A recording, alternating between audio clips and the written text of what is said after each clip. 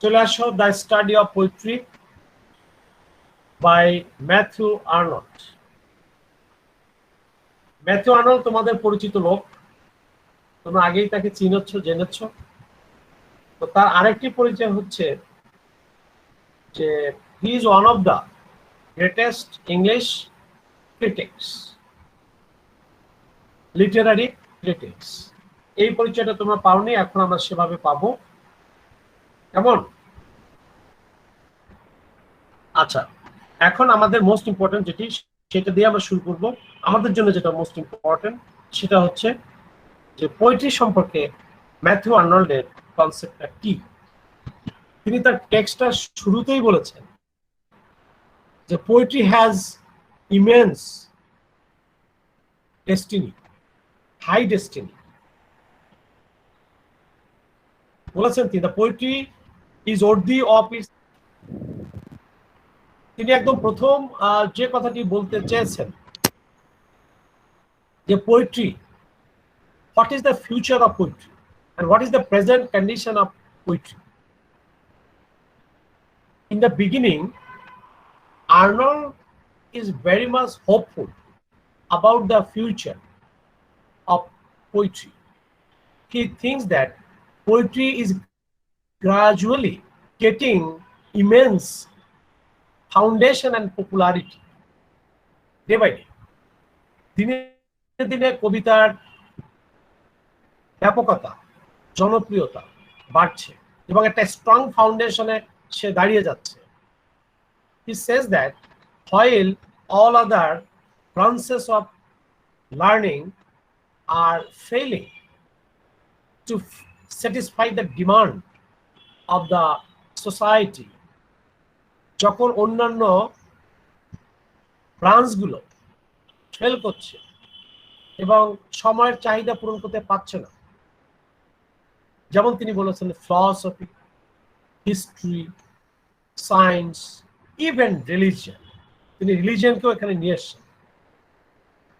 যখন অন্যান্যগুলো, even ethics, moral philosophy, নীতিশাস্ত্র, দর্শন, even science, history, এগুলো যখন তার সে অ্যাপিলটা ধরে রাখতে পারছে না, ইভেন রিলিজিয়নও যেখানে আটকে গেছে কিসের মধ্যে, ম্যাটেরিয়ালিটির মধ্যে, বস্তু স্বার্থে জড়িয়ে গেছে যখন ধর্মটি, তখন ধর্ম মানুষকে সঠিক পথ দেখাতে পারছে না।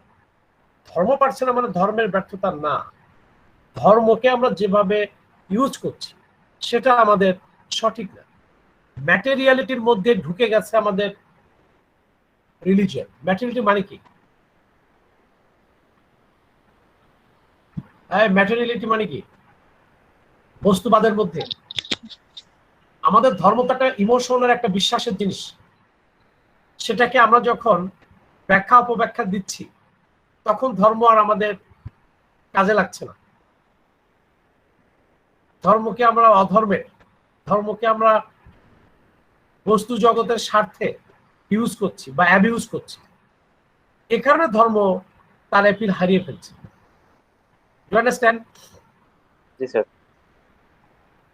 জাস্ট এই ক্রিটিক্যাল মোমেন্টে it is poetry that comes ahead to stand by us, to give us consolation, inspiration, hope for our criticism of life, to know life, জীবনকে জানা চেনা। এর জন্য কে কাজ করছে? Poetry. So poetry is gradually getting superiority to all other branches of art and literature. যেমন তোমরা Apology for পোয়েট্রিতে তোমরা পড়ে এসছো, মনে আছে? Apology for poetry third year পড়েছো? যেখানে যেখানে সিডনি পোয়েট্রিকে সমস্ত কিছুর ঊর্ধ্বে দিয়েছে, মনে আছে সেই কথা? Poetry is the first light giver, the first nurse, most fatherly art. সমস্ত আর্টের জনক বলেছে কাকে? পোয়েট্রিকে। ঠিক তোমরা যখন Lyrical Ballads preface to Lyrical Ballads পড়েছো, সেখানেও কি বলেছে? ওয়ার্ডসওয়ার্থ একই সুরে কথা বলেছে। আর এখানে আর্নল্ড আমরা দেখব যে পোয়েট্রিকে অনেক ঊর্ধ্বে স্থাপন করেছে।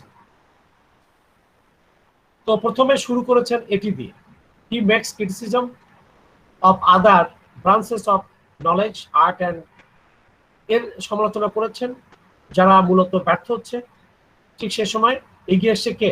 Hour poetry, to help us, to stand by us, to sustain us, to define life, to redefine our society. এটাই তার প্রথম দিয়ে শুরু।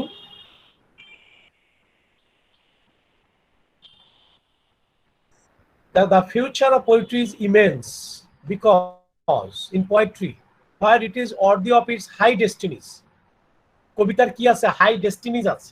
আওয়ার রেস মানে আমাদের জাতি, মানে ইংরেজদের কথা বলেছিল তিনি।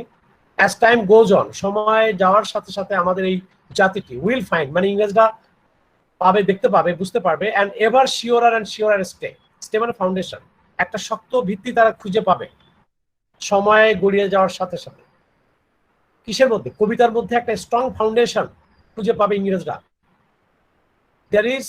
there is not a creed which is not shaken, আমাদের যত বিশ্বাসগুলো ছিল এমন একটাও নেই যা shaken না হয়েছে, মানে কি দ্বিধাগ্রস্ত না হয়েছে, ঝাঁকুনি না খেয়েছে। মানে আমাদের ক্রিড গুলো আর থাকছে না আগেকার। নট অ্যান অ্যাক্রিডেটেড ডগমা, আমাদের আগে যে গ্রহণযোগ্য স্বীকৃত যে ডগমা ছিল, which is not shown to be questionable, আজকে তা প্রশ্নবিদ্ধ। আমাদের আগের অ্যাকসেপ্টেড ডগমাগুলো এখন প্রশ্নবিদ্ধ। আমাদের আগের ক্রিড বিশ্বাসগুলো দোদুল্যমান। নট এ রিসিভ ট্র্যাডিশন, আমরা গ্রহণ করেছিলাম আগের যে ট্র্যাডিশনগুলো, which does not threaten to dissolve, যা আজকে বিলুপ্তির পথে। তাহলে আমাদের যা ট্র্যাডিশন ছিল, আমাদের যে ডগমা ছিল, আমাদের যে ক্রিডগুলো ছিল এতদিন ধরে, তা আজকে প্রশ্নবিদ্ধ, সমালোচিত। তার মানে কি? এরা আর আমাদের সঠিক ঠিকানায় পৌঁছে দিতে পারছে না। ইভেন বলছে our religion has materialised itself in the fact, বস্তু জগতের বাস্তবতার মধ্যে আটকে গেছে রিলিজিয়ন, বস্তু জগতের মধ্যে সে আটকা পড়েছে। ইন দ্য সাপোজড ফ্যাক্ট, তথাকথিত ধরে নেওয়া সত্যের মধ্যে ধর্মকে আমরা আবদ্ধ করে ফেলেছি। সাপোজড ফ্যাক্ট বোঝো? আমরা নিজেদের মতো করে ধরে নিয়েছি যে ধর্ম এখানে এই বলেছে, সাড়ে নজরুল আমরা তৈরি করে নিয়েছি। অর্থাৎ ধর্মকে যারা আমরা ব্যাখ্যা দেই, ধর্মীয় নেতা বা গুরু যারা, তারা সুবিধাজনক ব্যাসার্ধ থেকে ব্যাখ্যা দেয়। এই যে ব্যাখ্যা অপব্যাখ্যা, আমি ছোট্ট একটা দিয়ে আমাদের সামনে যা এখন আছে সেগুলো বললাম। এটা তো নিজের মতো করে সে ব্যাখ্যা দিচ্ছে, যা হাদিস কোরআনে এইরকম ব্যাখ্যা নেই বলে বিজ্ঞরা বলেছে। আমরা আজকে ধর্মকে এভাবে আমাদের মনের মতো করে সুবিধা মতো সত্য বলে, এই জায়গায় সত্য বলে আমরা এটাকে চালিয়ে দিচ্ছি, তার মানে আমাদের স্বার্থে। আর সেটা এনে দিচ্ছে ম্যাটেরিয়ালাইজ অ্যাচিভমেন্ট আনছে তাতে আমাদের। ক্যাথলিক ধর্ম একসময় ব্যর্থ হয়েছিল এই কারণে, যখন ধর্মীয় নেতা গুরুরা ক্ষমতার লোভে, অর্থের লোভে পড়ে যায়, তখন যুগে যুগে তারা কি করেছে? ধর্মকে অধর্মের পথে নিয়ে গেছে, রক্তপাত ঘটেছে। সো এখানে ম্যাথু আর্নল্ড বলেছেন যে ধর্মকে আমরা নিয়ে গেছি আমাদের নিজেদের তৈরি করা সত্যের বস্তুর মধ্যে। ইট হ্যাজ অ্যাটাচড ইটস ইমোশন, ধর্ম কি ইমোশনে চলে গেছে? Two the fact, and now the fact is fail. আমরা, এটা তো ধর্ম তো আবেগের বিষয়, এটা গভীর বিশ্বাসের বিষয়, কিন্তু এটাকে আমরা ব্যাখ্যা করতে যাচ্ছি কি দিয়ে? ফ্যাক্ট দিয়ে। এই যে আল্লাহকে বিশ্বাস করো বা ঈশ্বরকে বিশ্বাস করো, এটা তো তোমার বিশ্বাসের জিনিস, এটা তোমার আবেগগত জিনিস।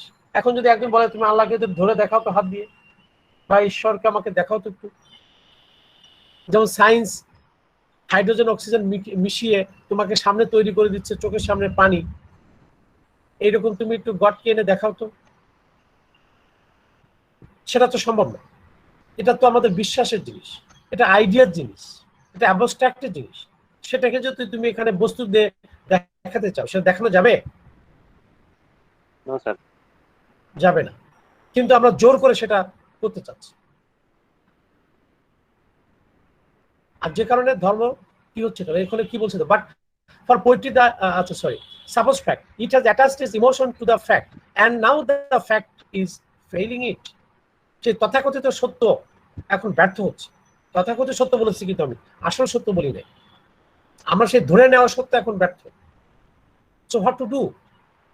আমাদের ক্রিড ব্যর্থ হয়ে গেল, আমাদের ডগমাগুলো ব্যর্থ হয়ে গেল, আমাদের ট্র্যাডিশন ব্যর্থ হয়ে গেল, ইভেন আমাদের ধর্মকে আমরা অধর্ম ভাবে বস্তু জগতের সাথে ব্যবহার করছি, সেটাও ব্যর্থ হয়ে যাচ্ছে। দেন কে আমাদের ভরসা? বলছে but for poetry the idea is everything. এই যে আইডিয়া বলছে, পোয়েট্রি বৈশিষ্ট্য কি? পোয়েট্রি আমাদের কি দেয়? The idea is everything, the rest is a world of illusion. বাকিটা হচ্ছে সব ভ্রান্তিময়, অলিক। কবিতার আইডিয়াটাই হচ্ছে আসল কথা। Arnold expresses his view of the importance of poetry, the significance and importance of poetry. কবিতার গুরুত্বটা তিনি প্রথমে বলেছেন, আগের দিনের যে আমাদের মূল আলোচনাটা ছিল। সেকেন্ড, আমাদের আজকে আমরা যে জায়গাগুলোতে টাচ করব সেগুলো হচ্ছে যে what is poetry according two Arnold.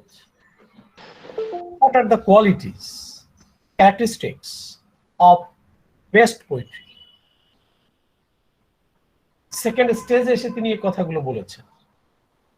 Third স্টেজে তিনি বলেছেন হাউ টু জাজ বেস্ট পোয়েট্রি। আমরা যে বেস্ট পোয়েট্রি জানলাম, পোয়েট্রি কি, এর ডেফিনেশন কি, এর ক্যারেক্টারিস্টিক্স কি, বাট এই বেস্ট পোয়েট্রি আমি যে সিলেক্ট করব, জাজ করব, how, what are the ways of judgement or appreciation, ভালো কবিতা নির্ণয় করার উপায় কি? তিনটি উপায়ের কথা বলেছেন, থ্রি এস্টিমেটস এর কথা বলেছেন। এর পরের ধাপে আমরা যাব, কিছু কবি সাহিত্যিকের আলোচনা সমালোচনা তিনি করেছেন, যেমন সেখানে আছে Chaucer, Burns, melt in, Shakespeare, Kitts, এরকম অনেক কবিদেরকে তিনি নিয়ে এসছেন। তো এভাবেই আমাদের স্টাডি অফ পোয়েট্রিতে আমরা এই বিষয়গুলো আমরা পাবো। তো আজকে আমরা একটু শুনি যে তিনি কবিতা বলতে কি বুঝাচ্ছেন, তার কনসেপ্টটা কি, সেটা আমরা একটু দেখি।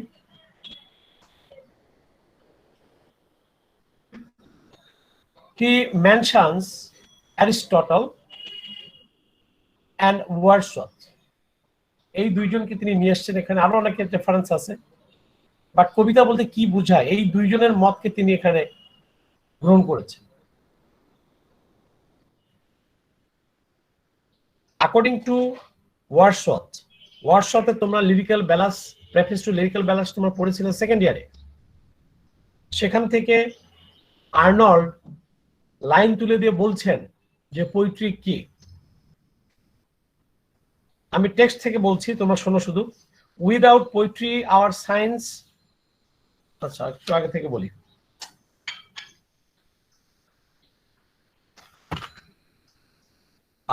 আর্নল্ড বলছে, বা আর্নল্ডের কথাটা বলছি, যে poetry interprets life for us. Poetry কি করে? ইন্টারপ্রিয়েট করে কি? লাইফ ফর আস। কবিতা আমাদের জীবনকে বিশ্লেষণ করে, জীবন কি এটা আমাদের বোঝায়, জীবন জগৎ সম্পর্কে আমাদের কনসেপ্ট দেয় কে? পোয়েট্রি। আর কি করে? টু কনসোল আস। কনসোল মানে কি? সান্ত্বনা দেওয়া। কবিতা আমাদেরকে কি কি দেয়? সান্ত্বনা দেয়, আনন্দ দেয়। টু সাস্টেইন আস। কবিতা আমাদের টিকে থাকতে সাহায্য করে। সাস্টেইন মানে কি? টেকসই হওয়া। তাহলে আমাদের জীবনকে জানা, জীবন জগৎ জানা চেনা, এবং জীবনের যে কনসোলেশন খুঁজে পাই আমরা, ইন্সপিরেশন পাই, কনসোলেশন খুঁজে পাই কবিতার মধ্যে, এবং we get a strength to sustain us. আমরা শক্তি খুঁজে পাই যা আমাদের টিকে থাকতে সাহায্য করে। তো এভাবে আর্নল্ড কবিতাকে ডিফাইন করছেন এবং তিনি বলছেন poetry is the criticism of life. তার সংজ্ঞা মনে রাখবে কথাগুলো। According to Arnold, poetry is the criticism of life. এই ইম্পর্টেন্ট কথাগুলো বললাম যে পোয়েট্রি ইন্টারপ্রিটেস লাইফ, ইট কনসোলস আস, ইট সাস্টেইনস আস। এরপরে তিনি ওয়ার্ডসওয়ার্থের কাছে চলে গেছেন। Without poetry our science will appear incomplete. Poetry ছাড়া বিজ্ঞান অসম্পূর্ণ। উইদাউট পোয়েট্রি, কবিতা ছাড়া আমাদের বিজ্ঞান ইনকমপ্লিট, অসম্পূর্ণ। এই কথাটির মানে কি? অ্যাপোলজি ফর পোয়েট্রির কথা তোমাদের মনে আছে? অ্যাপোলজি ফর পোয়েট্রি একটা লাইন ছিল, a poet, a scientist is first a poet, then a scientist. একজন বিজ্ঞানী আগে কবি, পরে হচ্ছে সে বিজ্ঞানী। তার মানে হচ্ছে সায়েন্সের যে ফার্স্ট যে স্টেপ, যেটাকে আমরা হাইপোথিসিস বলি, বিজ্ঞানীরা বলে hypothesis. Hypothesis is the first step of science, and this hypothesis is the pre-assumption, পূর্বানুমান, যেটা ইমাজিনেশনের পর্যায়ে পড়ে। একজন বিজ্ঞানী প্রমাণ করার আগে যে আনুমানিক পরিকল্পনা করে, যে ভাবে যে এই কারণে এই হতে পারে, এটাকে বলে হাইপোথিসিস। কবিরাও হাইপোথিসিস করে আর বিজ্ঞানীরাও হাইপোথিসিস করে, এক নাম্বার। দ্বিতীয়ত, সায়েন্সের উপরের যে অবয়বটাকে বলেছে পোয়েট্রি। ভিতরে সায়েন্স এর আবরণ, উপরের অংশ হচ্ছে পোয়েট্রি, এবং প্রথমে স্টেপ হচ্ছে পোয়েট্রি। সিডনি বলেছিলেন, no art, no science can enter without the passport of poetry. সব জ্ঞান বিজ্ঞানের শাখাকে আগে পাসপোর্ট নিতে হয় কার কাছ থেকে? পোয়েট্রির কাছ থেকে, তারপরে সে ঢুকতে পারে জ্ঞানের জগতে। সো এখানে সে একই কথা বলেছে আর্নল্ড, পোয়েট্রি ছাড়া বিজ্ঞান অসম্পূর্ণ। যে প্লেটো পোয়েট্রি বা পোয়েটসদের এগেইনস্টে কথা বলেছিলেন, সেই প্লেটো তার ফিলসফিতে পোয়েট্রিকে ইউজ করেছে। And most of what now pass with us for religion and philosophy, even the religion এবং philosophy will be replaced by poetry. তিনি অবস্থা দেখে বলছেন যে religion has become materialistic, philosophy has become so abstract, so complicated. philosophy এর কাছে খুব abstract, beyond our perception of common people. এটা সাধারণ মানুষের ধোয়া ছোঁয়ার ঊর্ধ্বে philosophy teaches the taught। মনে আছে লাইনটা তোমাদের? এটা অ্যাপোলজি ফর পোয়েট্রিতে আছে। philosophy teaches the taught মানে কি? anyone? স্যার, যারা জানে শুধু তাদের কি শিক্ষা দেয়, এরকমটা না? রাইট, ফিলসফি শিক্ষিতদের শিখায়। তাহলে পৃথিবীর কি সব মানুষ শিক্ষিত? মেজরিটি তো এখন অশিক্ষিত। তাহলে philosophy can't give appeal to all classes of people. Religion has become materialistic. তাহলে এরা তো ব্যর্থ হয়ে যাচ্ছে। So in that case poetry can play a vital role, সেটা বলছে এখানে। Science, I say, will appear incomplete without it। আবার সেই কথাটি বলেছেন, for finally and truly does Wordsworth call poetry the impassioned expression which is in the countenance of all science। Quote করে এখানে inverted কমার মধ্যে দেওয়া হয়েছে, অর্থাৎ লিরিক্যাল ব্যালান্স থেকে সরাসরি লাইন তুলে দেওয়া হয়েছে ওয়ার্ডসওয়ার্থের উক্তি। এই কথাটির মানে কি? যে poetry is the impassioned expression which is in the countenance of all science, এই লাইনটার মানে কি কেউ বলতে পারো? বলছে ইমপ্যাশন মানে কি? আবেগঘন, হাইলি প্যাশনেট।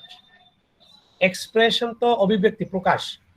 ওয়ার্ডসওয়ার্থ বলেছিলেন poetry is the spontaneous overflow of powerful feelings. মনে আছে কথাটি? হ্যাঁ স্যার। জি স্যার।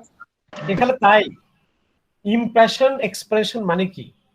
আবেগ ঘন প্রকাশ। এই জিনিসটাই হচ্ছে সমস্ত বিজ্ঞানের আগের কথা। যখন অ্যাপেল পড়েছিল নিউটনের সামনে মাটিতে, তখন সে ইমপ্যাশন হয়ে গেছিল এরকম, what is the matter, what happens, ব্যাপারটা কি, why is the apple falling downward not going upward, কেন আপেলটা মাটির দিকে পড়লো, নিচের দিকে উপর দিকে কেন গেল না, লেফট রাইট সাইডে কেন গেল না? এই যে প্রথম তার মাথার মধ্যে একটা ঝড় ঢুকলো, that is countenance of all science. সব বিজ্ঞানীর মনে এটি ঘটে। আর পোয়েট্রির মূল কাজ হচ্ছে এটি। তাহলে পোয়েট্রি ছাড়া বিজ্ঞান লেম, থোড়া, incomplete. And what is a countenance without its expression? যদি তার কাউন্টেন্যান্স না থাকে তাহলে তার প্রকাশের মিনিংলেস হয়ে যায়। সো এটা আগে আসতে হবে। Again, Wordsworth finally and truly calls poetry the breath and final spirit of all knowledge. Wordsworth কি বলেছেন? পোয়েট্রি হচ্ছে ব্রিথ, একদম নিঃশ্বাস, আসল জিনিস, oxygen, and final spirit of all knowledge, যত জ্ঞান বিজ্ঞান আছে তার স্পিরিটটা হচ্ছে কে? পোয়েট্রি। সে একই কথা, poetry is the first light giver, Sidney বলেছিলেন। ওয়ার্ডসওয়ার্থ তারই প্রতিধ্বনি করেছেন এখানে, poetry is the breath and spirit of all branches of knowledge and learning. আবার আর্নল্ড তার ইকোটা করেছেন তার স্টাডি অফ পোয়েট্রিতে। Do understand? জি স্যার। এখন প্রশ্নটি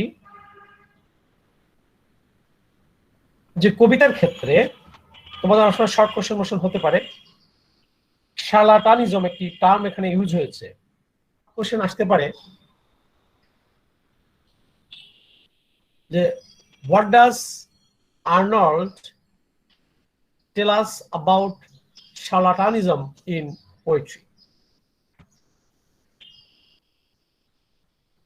Charlatanism মানে হচ্ছে flattery, a kind of flattery, exaggeration, overrate, to overrate something. Overrate মানে কি? Overrate শব্দটি কি পরিচিত? কি স্যার? রেট মানে মূল্যায়ন, আর ওভাররেট মানে কি? অতি মূল্যায়ন করা, বাড়িয়ে বলা, এক্সাজারেট করা।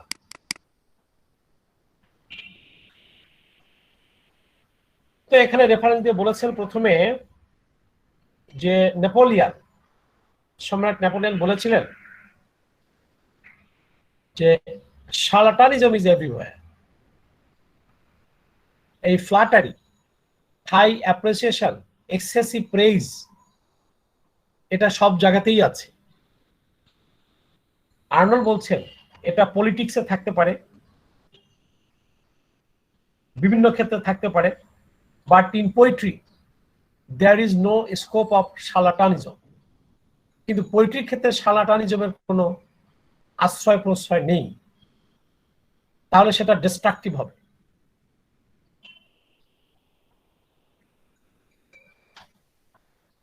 আমি কয়েকটা লাইন একটু পড়ি।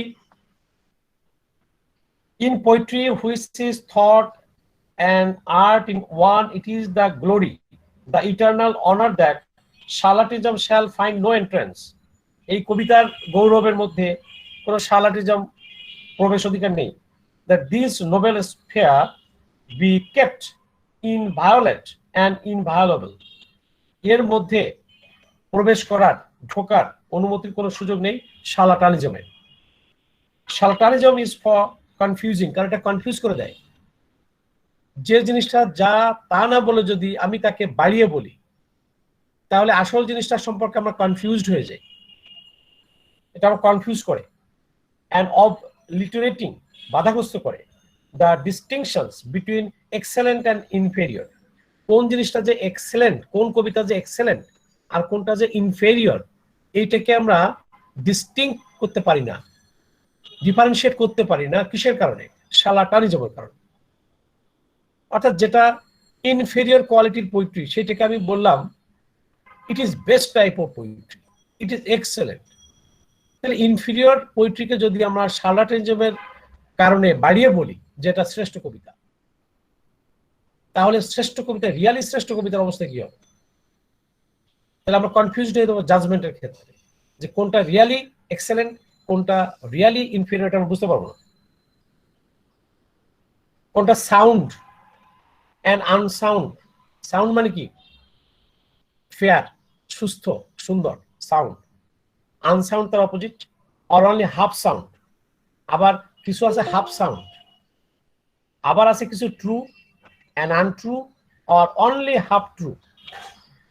তাহলে কবিতার যে বেস্ট পোয়েট্রি জাজ করতে গিয়ে যদি আমরা শার্লাটানিজমের শিকার হই, তাহলে আমরা we can't understand which poetry is true, which one is untrue, and which one is half true, which one is sound, which one is unsound, and which one is half sound.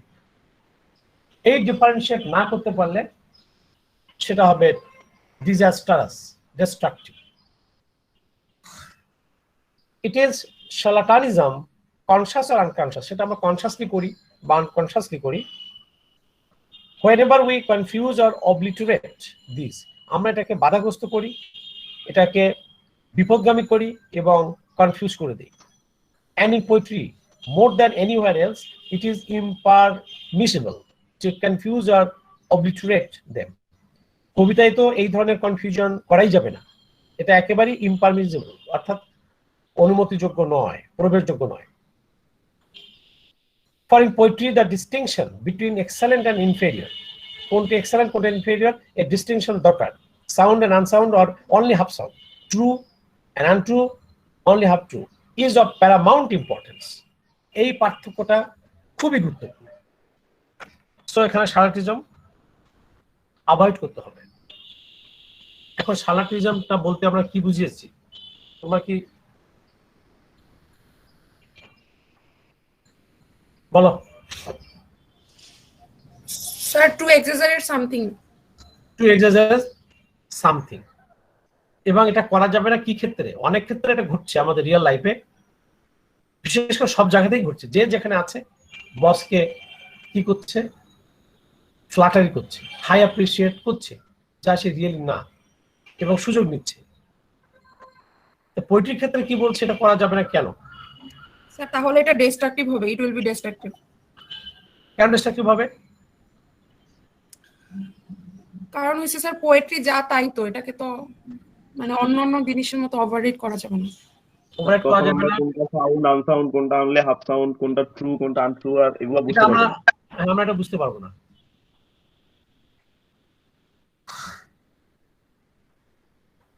এটা হচ্ছে মূল বক্তব্যটি। তাহলে শার্লাটানিজম কি? যে short question আসে আমরা এভাবে লিখবো, ঠিক আছে? The best poetry is what we want. তাহলে এর আগে আর্নল্ড বলেছেন যে কবিতার ইম্পর্টেন্সটা কি। এটা science, philosophy, history, even religion, এর রিপ্লেসমেন্ট পর্যন্ত করছে কে? Poetry, according to Matthew Arnold. কিন্তু সেটা যদি হতে হয় তাহলে আমাদের বেস্ট পোয়েট্রি খুঁজতে হবে। যে কোনো পোয়েট্রি তো আর ওই মহৎ দায়িত্ব পালন করতে পারবে না, বেস্ট পোয়েট্রি দরকার। সে বেস্ট পোয়েট্রি খুঁজতে গিয়ে তিনি বলেছেন শার্লাটানিজম যেন সেখানে না ঢোকে। এখন বলছেন সেই বেস্ট পোয়েট্রিটা কি, দেখা যাক। The best poetry will be found to have, best poetry হলে তার মধ্যে কি থাকবে? যেমন একটা বলেছে 1 নম্বর, আ পাওয়ার অফ ফর্মিং, জীবন গঠনের ক্ষমতা থাকবে। সাস্টেইনিং, পাওয়ার অফ সাস্টেইনিং, আমাদের সেই স্ট্রেংথ দেবে যা দিয়ে আমরা সাস্টেইন করতে পারি। অ্যান্ড ডিলাইটিং আস, আমাদের কনসোলেশন দেবে, আমাদের প্লেজার দেবে, ডিলাইট দেবে অ্যাজ নাথিং এলস ক্যান, যা এই কবিতা ছাড়া আর কেউ পারে না। তাহলে best poetry must have some characteristics and qualities such as it must have the power of forming us, it must have the strength to sustain us, it must have that power of giving delight to us that cannot be given by any kind of art and knowledge.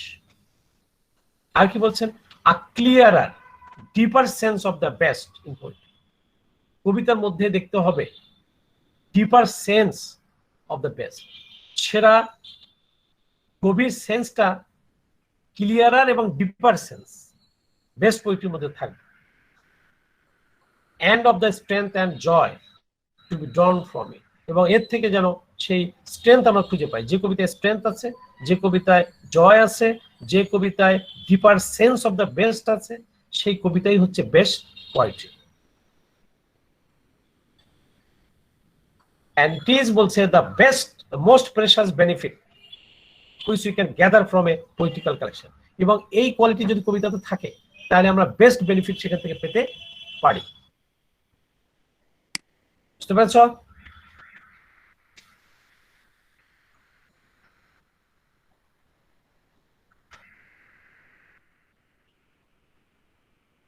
তাহলে এই যে best বই কিছু গুণ এখানে সঙ্গে বলেছে, এরপরেও আমরা পাবো বেস্ট কবিতার আরো কিছু গুণ আছে, আর ভিতরে যা আছে সেটা হচ্ছে সাবস্টেন্স।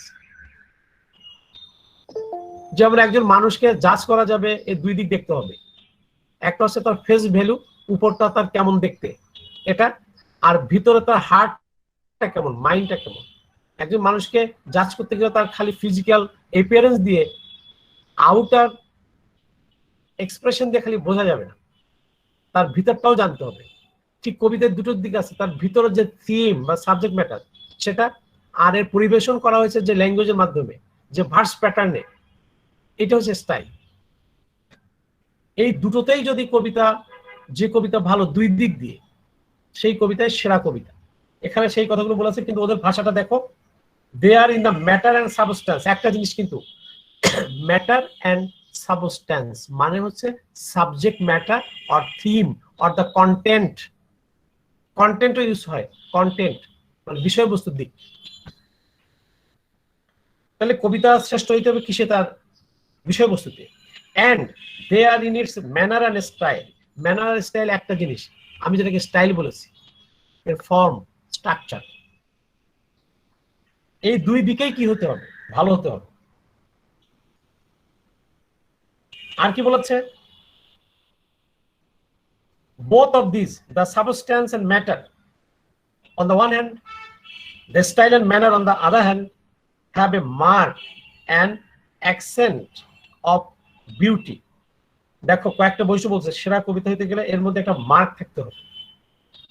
মার্ক মানে কি, একটি সিগনিফিক্যান্ট একটি স্ট্যান্ডার্ড থাকতে হবে। অ্যাকসেন্ট, অ্যাকসেন্ট মানে কি, একটা জোর থাকবে, একটা ফোর্স থাকবে, অ্যাকসেন্ট মানে ফোর্স। অফ হাই বিউটি, কবিতার মধ্যে থাকতে হবে সেরা মার্গের নান্দনিকতা, সৌন্দর্য। অর্থ মানে মূল্য, যোগ্যতা থাকতে হবে।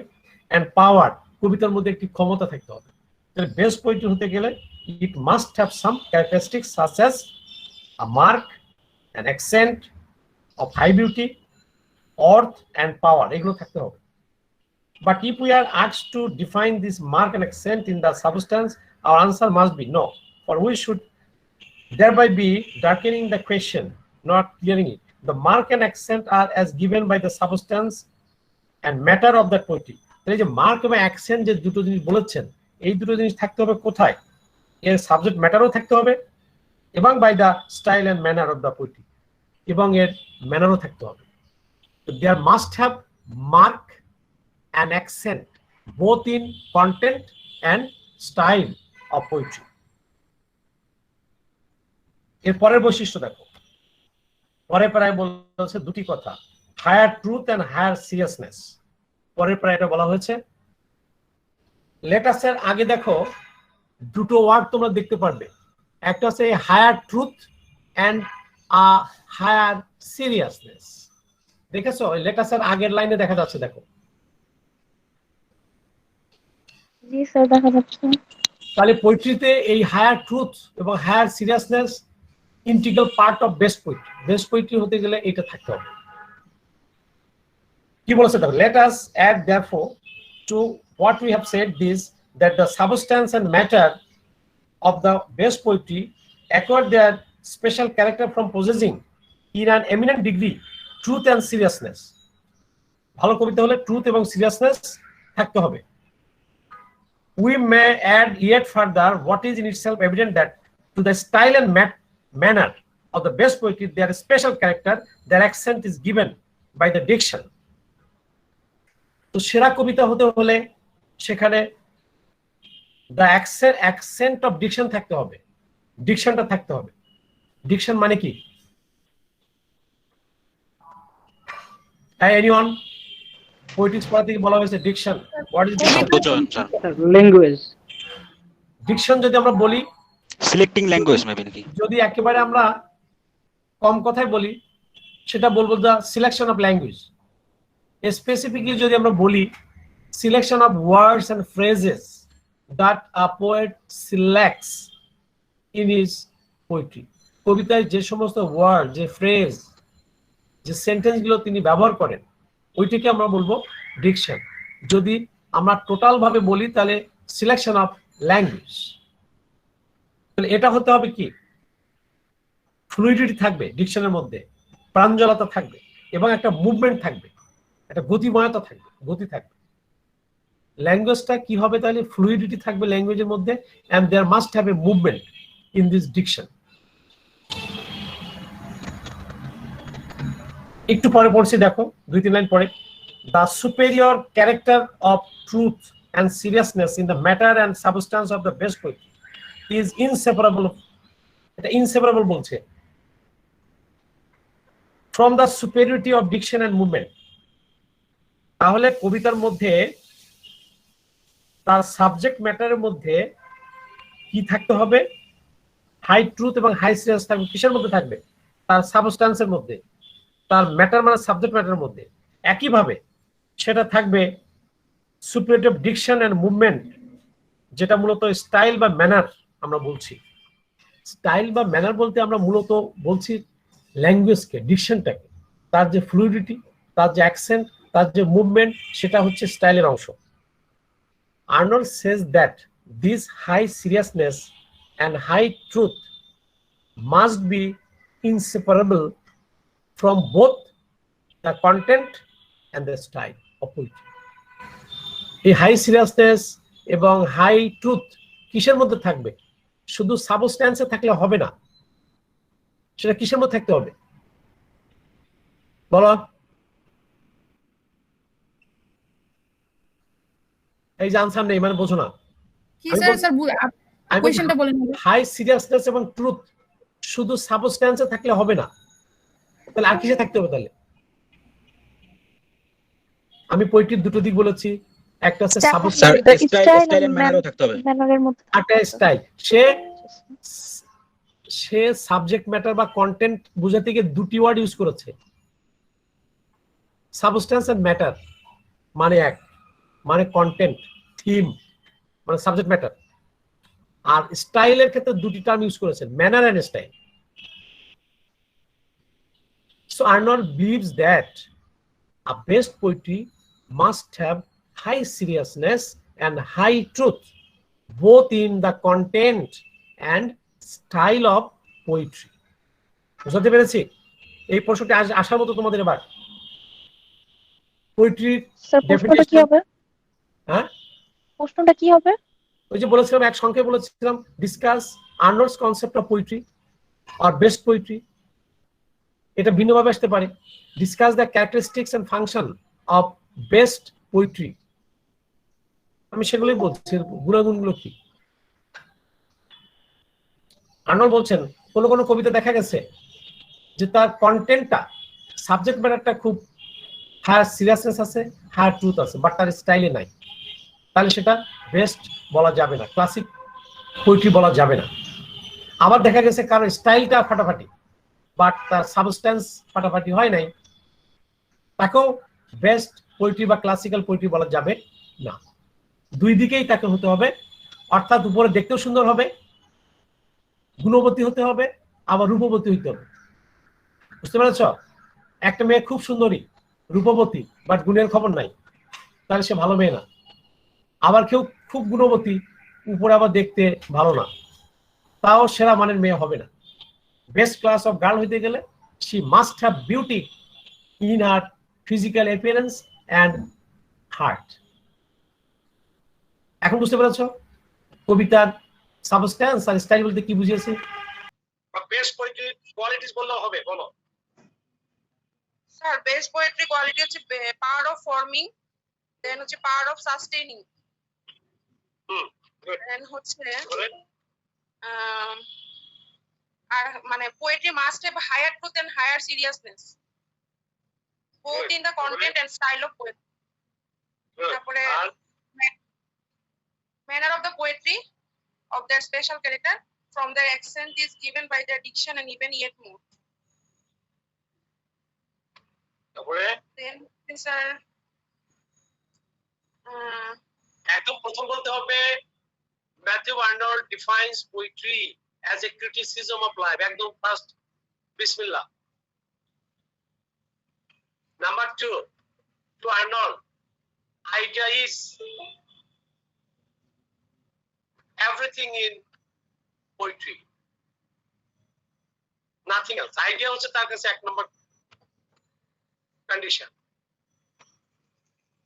3 নম্বর বলেছে অলরেডি যে poetry has a power of forming, consoling and sustaining, এই ক্ষমতা আছে। Best poetry should be free from charlatanism, এটা শার্লাটানিজমের ঊর্ধ্বে যাইতে হবে বেস্ট পোয়েট্রিকে। তারপরে বেস্ট পোয়েট্রিকে বৃষ্টি কয়েকটা পয়েন্ট বলে ইম্পর্টেন্ট জায়গাগুলো, এই জায়গাগুলো তোমাদের যোগ করতে হবে যে best poetry must have high seriousness, high beauty and truth. এই তিনটে জিনিস অবশ্যই থাকতে হবে। বুঝতে পারছো? যে হাই সিরিয়াসনেস এবং হাই ট্রুথ কোথায় থাকবে? both in subject matter and style. আর তিনি কি বলেছেন? Poetry has immense future. It has high destiny.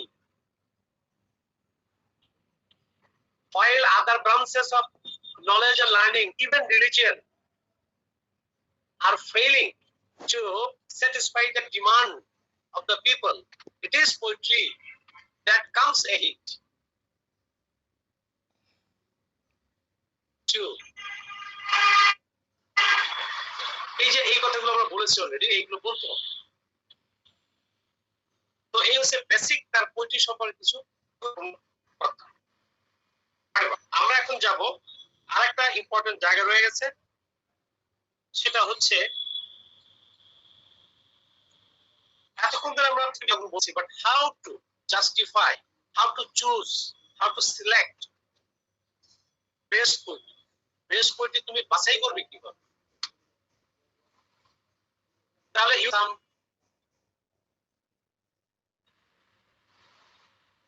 জাজমেন্টের একটা মেথড তোমাকে অ্যাপ্লাই করতে হবে, যে মেথডটা অ্যাপ্লাই করে তুমি বেস্ট ক্লাসিক পোয়েট্রিকে তুমি পাবে।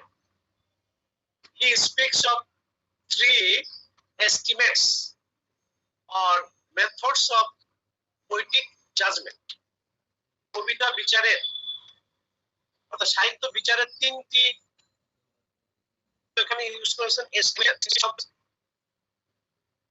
এস্টিমেটস মানে বিচারের মূল্যায়নের উপায়। তোমরা একটু লেখো, এখানে খাতায় ইউজ করো।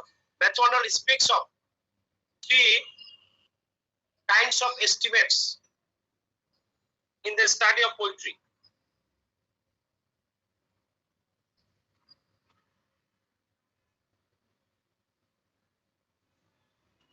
So Matthew Arnold speaks of 3 types of estimates.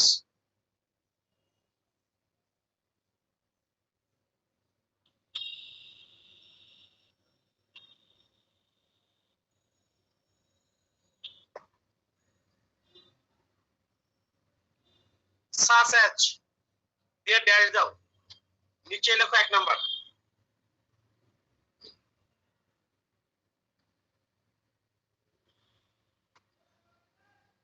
1 number দিয়ে লেখো পার্সোনাল এস্টিমেট।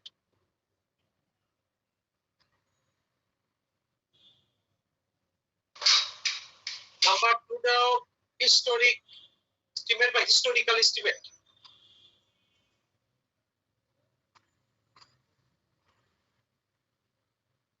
3 নাম্বার দাও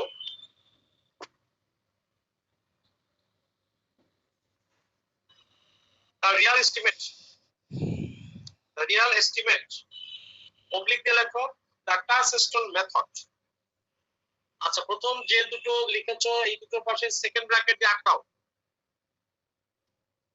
এবার ওর পাশে লেখো ফল্টি।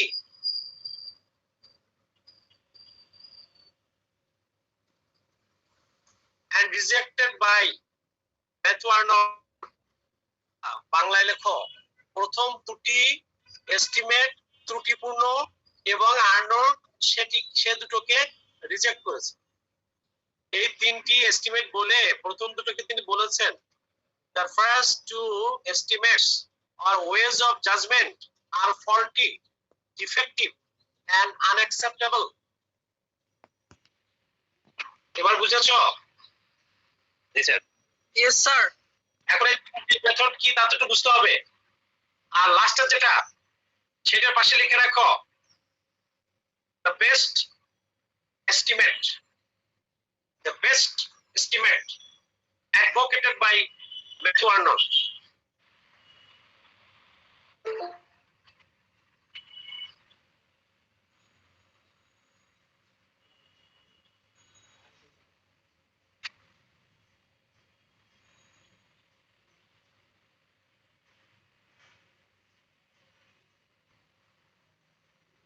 ঠিক আছে? এখন পার্সোনাল এস্টিমেট কাকে বলে? লাইন নাম্বার 90 যে প্যারাতে আছে সেই প্যারা থেকে শুরু।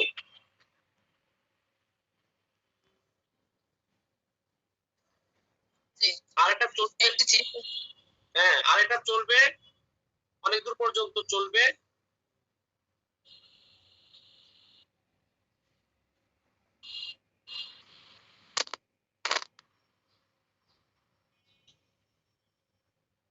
তিনশো 95 লাইন পর্যন্ত চলবে।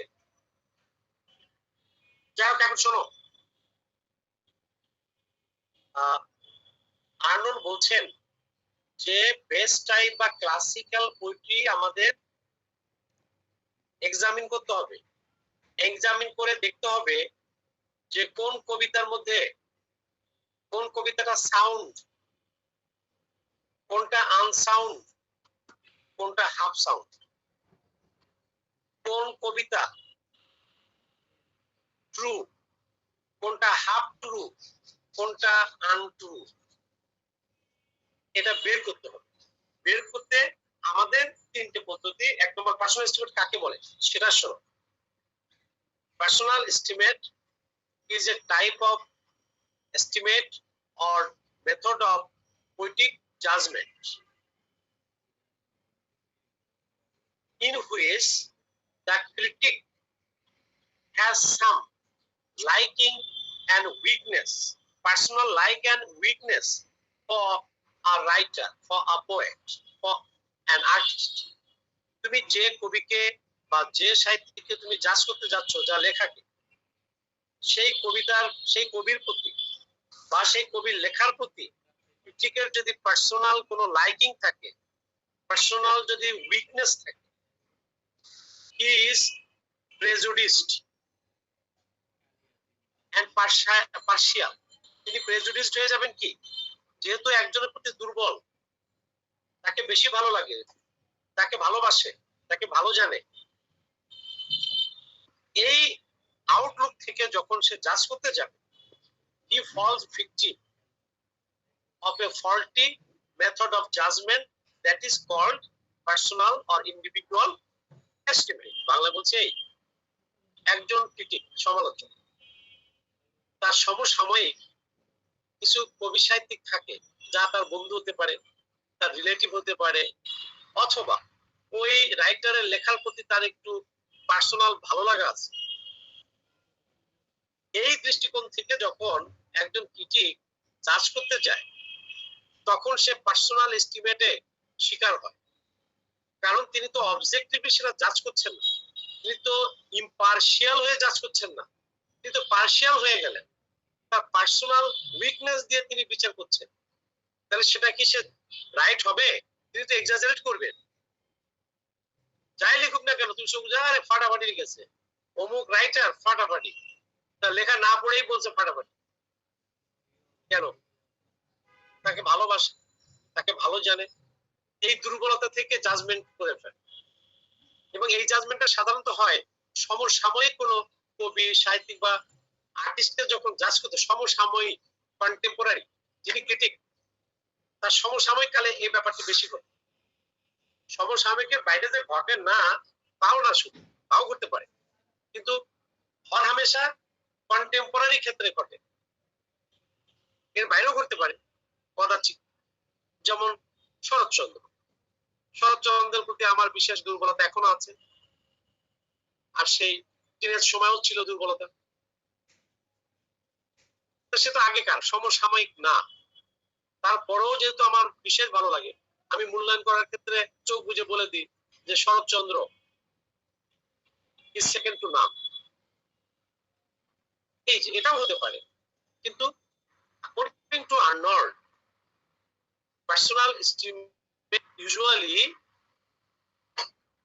happens when one judges contemporary right. আর বাংলায় আমি বুঝাতে পেরেছি কিনা সেটা বলো। জি স্যার। এখন আমি যেটা বলেছিলাম, according to Arnold, a critic falls victim of personal estimate when he judges a contemporary poet, writer or artist. এটা এক নম্বর কথা। Number 2, if the critic has some personal liking or weakness or fascination for a particular writer, a poet or artist, or particular writing, he leads this type of personal estimate, and his estimate becomes exaggerated, so faulty. Consequently, Arnold avoids or rejects this type of estimate. এখন সেকেন্ডটা হচ্ছে, second method is historical or historic estimate. এটা কি আগে একটু বাংলায় বুঝাই নিই তোমাদের। এই ধরনের এস্টিমেট সাধারণত ঘটে থাকে যখন অতীত প্রাচীনকালের কোনো কবি, সাহিত্যিক, আর্টিস্টকে যখন মূল্যায়ন করতে যাওয়া হয়। যেমন পার্সোনালিটি ঘটে কখন? সমসাময়িক, বর্তমানের। আর হিস্ট্রিক এস্টিমেট ঘটে অতীতের কোনো কবি, সাহিত্যিককে যখন আমরা জাজ করতে চাই, বিচার করতে চাই তার লেখা। তখন কি ঘটে? যখন একজন ক্রিটিক কোনো অতীতের কবিকে বিচার করতে যান, তখন যদি তিনি কেবলমাত্র অতীতে তার অ্যাপিলটা কেমন ছিল, অতীত পাঠকের কাছে পাঠকরা তাকে কিভাবে গ্রহণ করেছিল, কেবলমাত্র সেই প্রেক্ষিতে যদি জাজ করা হয়, অনলি অতীতে তিনি কেমন ছিলেন, বর্তমানে তার চাহিদা আছে কিনা, বর্তমানে অ্যাপিল আছে কিনা, বা ভবিষ্যতে থাকবে কিনা, এরকম ইউনিভার্সাল পার্সপেক্টিভে জাজমেন্ট না করে কেবলমাত্র অন দা হিস্ট্রিক্যাল ব্যাকগ্রাউন্ডের ভিত্তিতে যদি জাজ করা হয়, তখন সেটাও ফল্টি হয়, এবং সেটাকেও আর্নল্ড বলেছেন আনএক্সেপ্টেবল। তাহলে অর্থ হলো কি? কিভাবে স্যার এটা?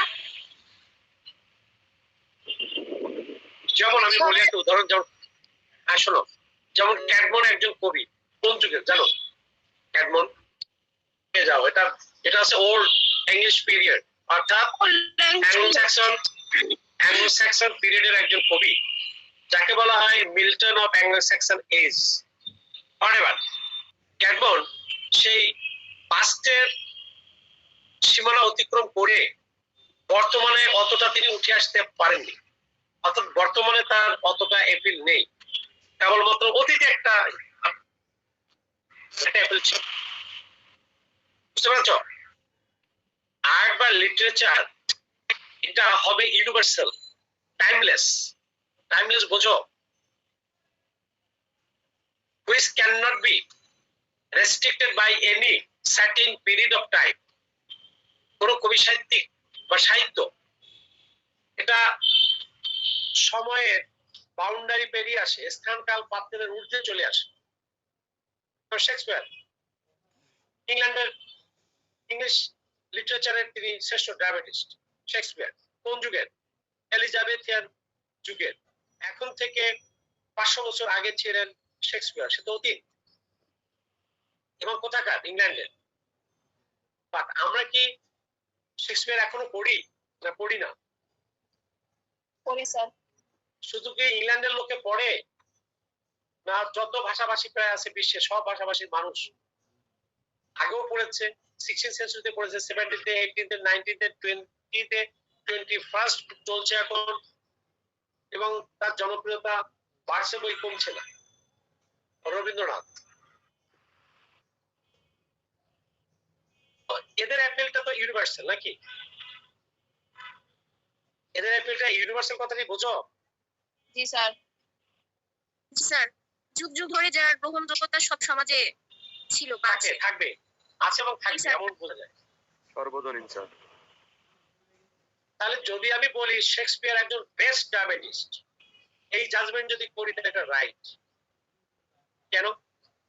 আমি তাকে দেখেছি তার যুগে কেমন ছিল গুরুত্ব, পরবর্তী শতাব্দীগুলোতে কেমন ছিল, 500 বছর পরেও কেমন আছে, এই সব কিছু আমি জাজ করে এই কথাটি বললাম। তাহলে আমার এই জাজমেন্টটি হিস্ট্রিক্যাল জাজমেন্ট হবে না, অর্থাৎ ফল্টি হবে না।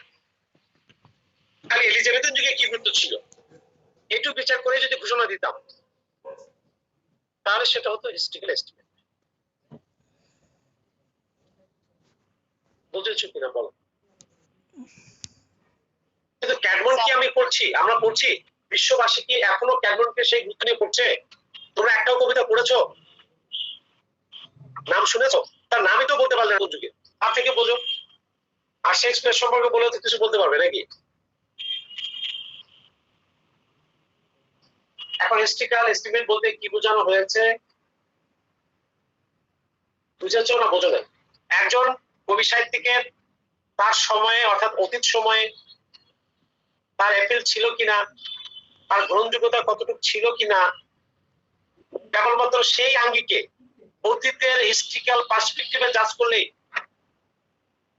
লিমিটেড একটা টাইমে, লিমিটেড একটি প্লেসে, একটা বিশেষ কালের ভিত্তিতে, বিশেষ সমাজ বা বিশেষ স্থানের ভিত্তিতে জাজ করলে, জাজ করে যদি ঘোষণা করে দিই তাহলে সেটি হবে historical judgment. That is also faulty. কেন? তুমি তো তাকে খণ্ডিত করে জাজ করেছো, কেবল একটা সময়ের একটা জায়গায় তার অ্যাপিলটা দেখেছো, সো ফল্টি হয়ে যাবে। আমি clear?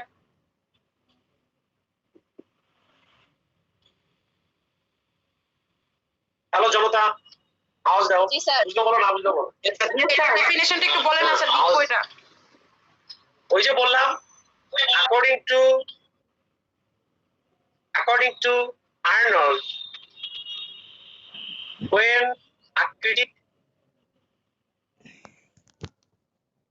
judges a writer artist of the past, of the past,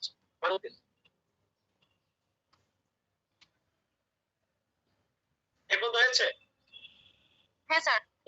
of the past, এই পদ লিখেছো, কমা হ্যাঁ sir. Comma historical estimate occurs. Historical estimate usually occurs.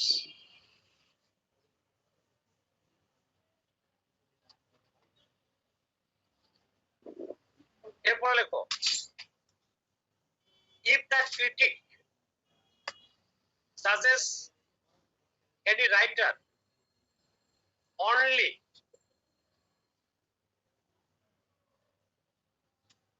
in the historical background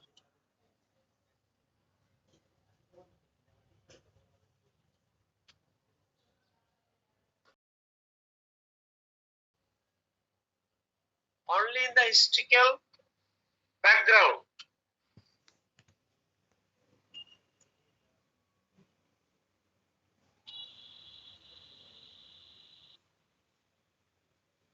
and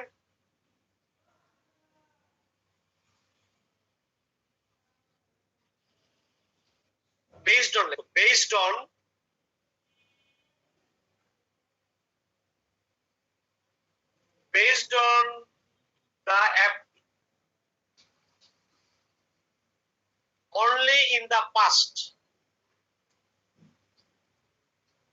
only in the past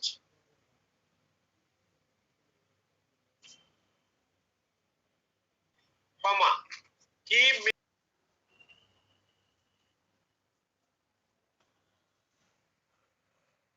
because he does not examine him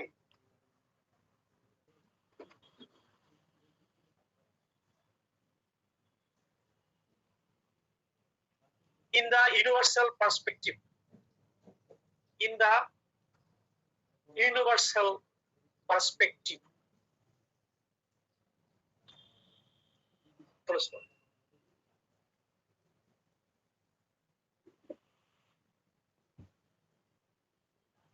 ঠিক আছে তৃতীয়টাকে আমরা বলেছি the real estimate or Touchstone method.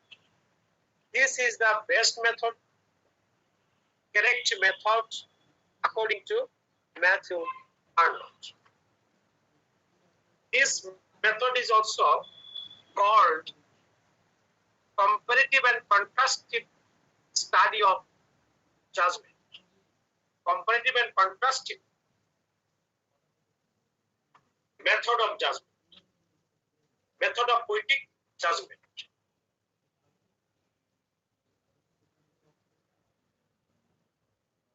এখন comparative এবং কন্ট্রাস্টিভ বলতে আমরা কি বোঝাচ্ছি? This method is also called Touchstone method.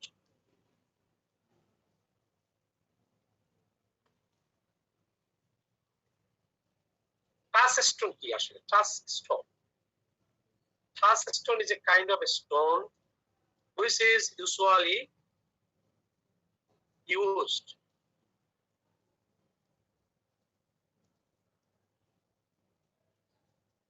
to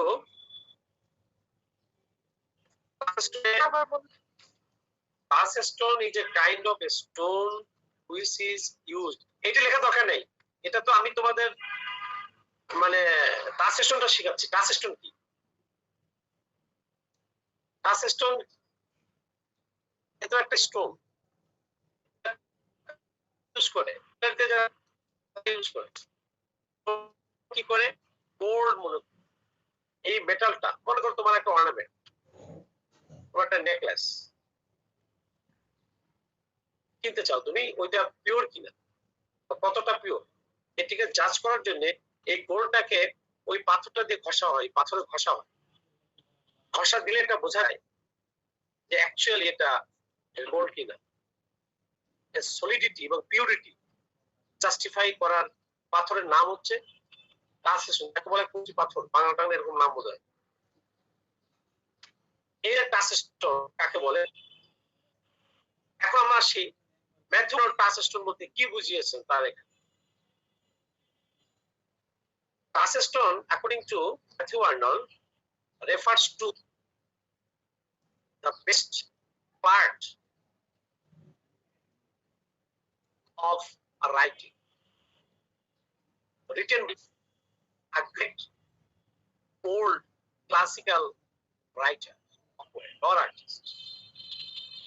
Homer, for example, Homer আমরা বলি। তো হোমারকে আমরা কি হিসেবে আমরা already is the greatest epic poet. Ancient Greece. আমরা জানি গ্রিক এবং Rome, Italy, are the home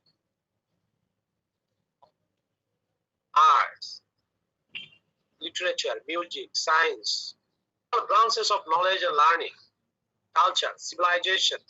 এই সব কিছু সূতিকার হচ্ছে গ্রিস, দেন ইটালি।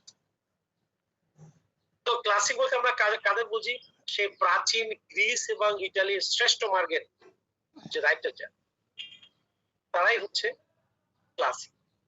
ক্লাসিকের দুটি ধারণা আছে, সেটা শুনুন। কাদের আমরা ক্লাসিক বলি, এর দুটি অর্থ আছে। একটা হচ্ছে সেই ওল্ড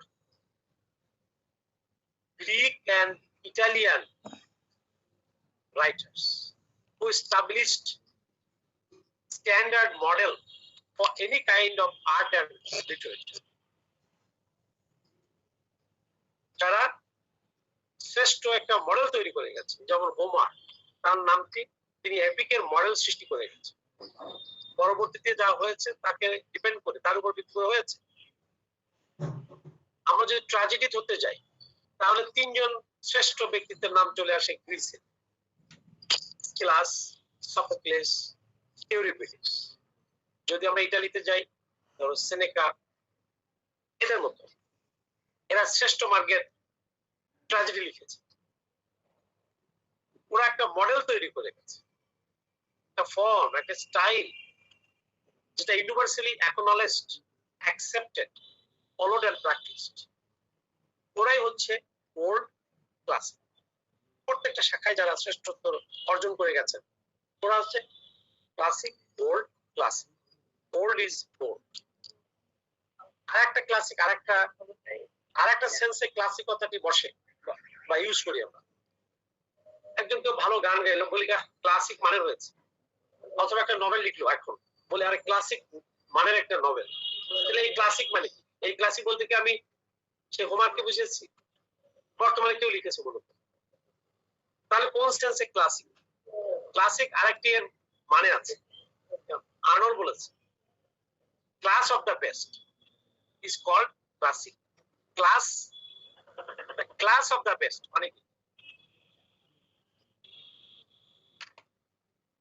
এই বাংলা মানে কি? ক্লাস অফ দ্য বেস্ট মানে স্যার তখনকার সময় থেকে না, তখন আর এখন তখন নাই। আমি কি এখন তখন বলেছি? আমি খালি কথাটি বলেছি class of the best, of the past বলি নাই, এখন আগে বলেছি ওল্ড ক্লাসিক। হ্যাঁ, মানে প্রত্যেকটা সময়ের পাস্ট, প্রেজেন্ট আর মানে ভবিষ্যৎ যেটাই হোক সব যখনই সময় হোক। হ্যাঁ সর্বশ্রেষ্ঠ যেটা আর কি। আর সেরাদের শ্রেণী, জি স্যার। সেরাদের শ্রেণী, class of the best.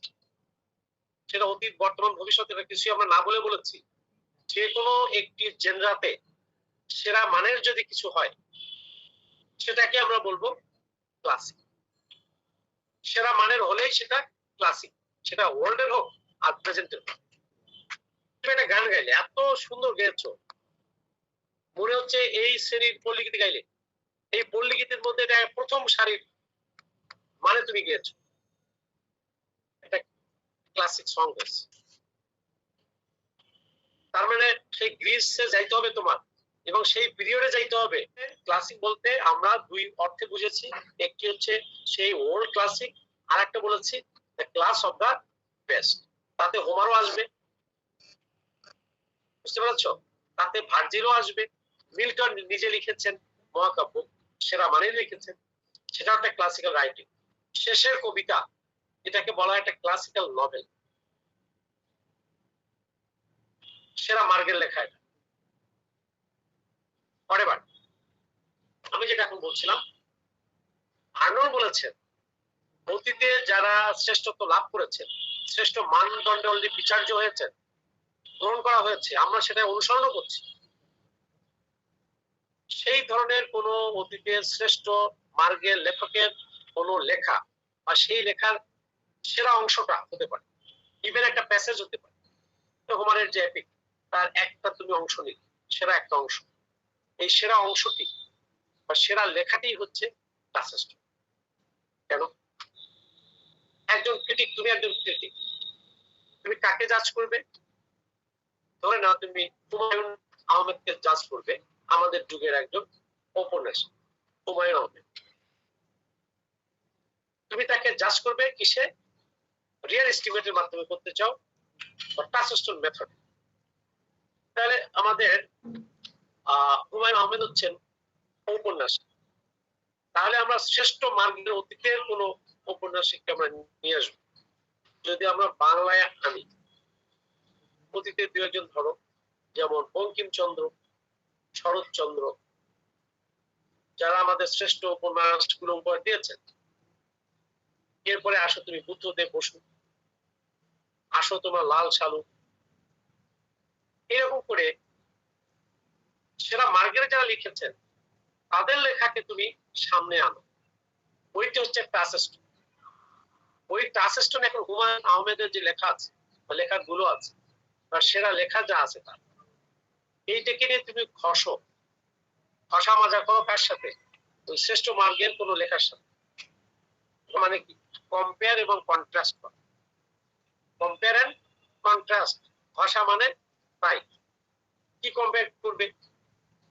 Humayun আহমেদের এই উপস্থিত মনে করো, এটাকে এর কি গুণাগুণ আছে আর দুর্গেশ নন্দিনীর মধ্যে কি গুণাগুণ আছে, এই দুটোর কম্পেয়ার এবং কন্ট্রাস্ট করতে হবে। তাহলে সেরা মার্গের, সেরা লেখকের সেরা মার্গের লেখা, ওটা হচ্ছে টাচেস্ট। বর্তমানে যাকে তুমি জাজ করতে চাও তার লেখাকে নিয়ে কম্পেয়ার এন্ড কন্ট্রাস্ট করো। কম্পেয়ার কন্ট্রাস্ট করে যদি তুমি দেখো এর অনেকগুলো গুণ কম্পেয়ার করা যাচ্ছে, সিমিলারিটিজ আছে। কম্পারিজন মানে কি? সাদৃশ্য। আর কন্ট্রাস্ট মানে কি? বৈসাদৃশ্য। তাহলে শ্রেষ্ঠ অতীতের লেখার সাথে যাকে জাজ করবে তার লেখার যদি সিমিলারিটিজ বেশি থাকে, গুণাগুণের বৈশিষ্ট্যের মধ্যে বেশি মিল থাকে, দেন আর্নল্ড বলেছে তাহলে ধরতে হবে তুমি যে লেখাটি জাজ করতে যাচ্ছ এটা একটা ভালো মানের লেখা, the best type of write. আর যদি তুমি দেখো এর সাথে অতীতের কোনো ভালো গুণের কোনো মিল নেই, কন্ট্রাস্ট বেশি, ডিসিমিলারিটি বেশি, তাহলে তিনি বলেছেন তাহলে এটি বেস্ট মার্গের হবে না। ওই কোয়ালিটিকে সে ছুতে বলে মানতে হবে। এইভাবে যে বিভিন্ন যুগের শ্রেষ্ঠদের সাথে তুমি যাকে জাজ করছো তাকে কম্পেয়ার কন্ট্রাস্ট করে বসে মেজে ভালো করে বিচার করতে।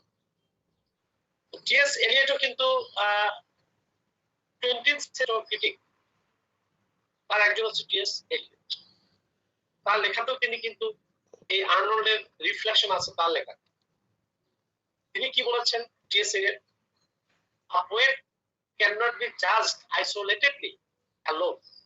একজন কবি সাহিত্যিককে তুমি একা জাজ করতে পারবে না। হুমায়ুন তুমি জাজ করবে, হুমায়ুন কেমন লিখেছেন খালি এইকে দিয়ে তুমি তাকে মূল্যায়ন করা যাবে না। বাংলাদেশের সবচেয়ে গভীরতম নদী কোনটি, এটা যদি আমরা জাজ করতে চাই তাহলে আমাদের যে কোনগুলো নদী সবচেয়ে গভীর আছে সেই নদীগুলোর গভীরতা মাপতে হবে না নাকি? তুমি কি খালি আন্দাজে বলতে পারবে মেঘনা নদী হচ্ছে গভীরতম নদী? আচ্ছা, মেঘনা হচ্ছে গভীরতম নদী পারে পারে। এই যে গভীরতম যে আমরা ঘোষণা করলাম, এই ঘোষণা করার আগে আমরা কি করেছি? আমরা মেঘনা নদীর গভীরতা আমরা দেখেছি কতটুকু, এরপরে আমরা দেখলাম যে পদ্মা নদীর গভীরতা কতটুকু, ব্রহ্মপুত্রের কতটুকু, বৃষ্টিতে সুরমা নদী কতটুকু, এই সমস্ত নদীর গভীরতাও আমরা কিন্তু মেপেছি, মেপে এক জায়গায় এনেছি, এনে দেখলাম যে কোনটার বেশি। তাহলে একটাকে যদি অন্যান্য গুলোর সাথে আমরা কম্পেয়ার কন্ট্রাস্ট না করি তাহলে আইসোলেটলি একটিকে আমরা ঘোষণা করতে পারি? বলো, অন্যান্য গুলো না মেপে তাদের সাথে কম্পেয়ার কন্ট্রাস্ট না করে কি এটা করা যায়? অবশ্যই যায়। টিএস এলিয়ট একই কথা বলেছেন, একজন কবি সাহিত্যিক আর্টিস্টকে জাজ করতে গেলে তাকে বিভিন্ন যুগে বিভিন্ন দেশে বিভিন্ন সময়ের নিগড়ে তাকে মাপতে হবে। একজন নাট্যকার কেমন তুমি দেখো, গ্রিকের শ্রেষ্ঠ নাট্যকার কারা ছিলেন, কারা ছিলেন, ইংল্যান্ডের কারা ছিলেন। আমাদের বাংলা যদি হয়, বাংলা সাহিত্যের কাউকে জাজ করো, তাও দেখো বাংলা সাহিত্যে সে অতীতে কারা শ্রেষ্ঠ মানে লিখেছে, এদের সাথে তুমি মিলাও, কম্পেয়ার কন্ট্রাস্ট করো, তাহলে তুমি জাজ করতে পারবে এটা কতটা ভালো। This method of comparative and contrastive method is called Classstone method or the real estimate. এটা ফল্টি হওয়ার সম্ভাবনায় নেই। কেন? তুমি তো অতীতের সাথে কি মিলিয়েছো, অতীতের না শুধু নিকট অতীতের সাথেও মিলিয়েছো। বর্তমানে যারা লিখছে উপন্যাস, ইমদাদুল হক মিলন তিনি কেমন লিখেছেন, বর্তমানের সাথেও তুমি মিলাও। তাহলে অতীত বর্তমানের সাথে যদি আমরা মিলিয়ে নেই, তাহলে জাজমেন্ট ভুল হওয়ার সম্ভাবনা নেই। তাহলে এখানে না হচ্ছে পার্সোনাল এস্টিমেটের ভুল হওয়ার সম্ভাবনা, কারণ তোমার নিজের দুর্বলতা প্রকাশের সুযোগ নেই এখানে। আবার হিস্ট্রিক্যাল এস্টিমেটও হবে না, তুমি খালি অতীতে কাউকে জাজ করছো না, অতীতের সাথে বর্তমান সবসময় মিলিয়ে তুমি জাজ করছো। এই জন্য আর্ট বা লিটারেচার এটা হচ্ছে ইউনিভার্সাল, এর অ্যাপেল থাকতে হবে ইউনিভার্স, অতীতেও ছিল, এখনো আছে, ভবিষ্যতেও। শ্রেষ্ঠ মার্গের লেখা ক্লাসিক রাইটিং হলেই তা হবে ইউনিভার্সাল। আর ইউনিভার্সালিটি জাজ করার মেথডই হচ্ছে ক্লাসস্টোন। তাতে তুমি জাজ করতে পারবে যে একজন লেখকের পাস্টনেস অফ দ্য পাস্ট, অতীতে কি গুরুত্ব ছিল, and the presence of the present, দুটোই জানতে পারবে। এখন টাস্কস্টোন মেথড বুঝো নাই, তাহলে আমরা বলবো touchstone refers to the best type of writing or the part of writing, best part of some writing, even maybe a passage, for example, written by old classical writer. আর মেথড যদি বলে তাহলে বলবো যে কম্পারেটিভ এন্ড কন্ট্রাস্টিভ মেথড। পূর্বেকার সাথে ওই সেরা লেখার অংশের সাথে যাকে জাজ করবে তার লেখা। আমাদের একটি বিষয় বাকি ছিল, যেটি হচ্ছে Matthew Arnold's appreciation of different poets and writers of different ages. বিভিন্ন যুগের যে কবি সাহিত্যিক ছিলেন তাদের তিনি অ্যাপ্রিসিয়েশন করেছেন, ইভ্যালুয়েশন করেছেন। ফ্রম বিগিনিং ফ্রম চসার, একদম চসার থেকে শুরু করে ম্যাথু আর্নল্ডের, অর্থাৎ পুরো 18th সেঞ্চুরি যারা লিখেছেন চসার থেকে শুরু করে, তাদেরকে মোরালেস তিনি মূল্যায়ন করেছেন। তো প্রথমে আমরা যাব জিওফ্রে চসার। জিওফ্রে চসার সম্পর্কে তিনি কি বলেছেন আমি দু একটা লাইন একটু কোট করতে চাই। তোমাদের কাছে টেক্সট ম্যাক্স থাকলে দেখবে এখানে 443 লাইন হবে, 443 আমি পড়ছি। But in the 14th century there comes an Englishman. 14th সেঞ্চুরিতে একজন ইংরেজের আবির্ভাব হলো, তিনি হচ্ছেন Geoffrey Chaucer. Nourished on this poetry, taught his trade by this poetry. তো যার নাজড হয়েছে কিসের, কবিতার উপরে, এবং taught his trade, তিনি শিখিয়েছেন কিসের মাধ্যমে, by his poetry, কবিতার মাধ্যমে। getting words, rhyme, meter from this poetry, এবং তিনি পোয়েট্রির যে ভার্স প্যাটার্নস, যে ডিকশন, যে রাইম, এগুলোকে তিনি কি করেছেন আর ডেভেলপ করেছেন। For even of that stanza which the Italians used, ইটালিয়ানরা যে স্ট্যান্ডার্ড ফর্ম ইউজ করেছিলেন, and which Chaucer derived immediately from the Italians, এবং চসার ইটালি থেকে এটাকে তিনি বড় করলেন, ধার করলেন। The basis and suggestion was probably given in France. তো এই যে চসার, তিনি বললেন 14th সেঞ্চুরিতে ইংরেজি সাহিত্যের কাব্য জগতে একজন আবির্ভাব ঘটলো। তার ভার্স, তার স্ট্যান্ডার্ড ফর্ম, তার মিটার, তার রাইম, তার রিদম, তার ডিকশন, সবকিছু তিনি একটু ভিন্নতা নিয়ে এলেন।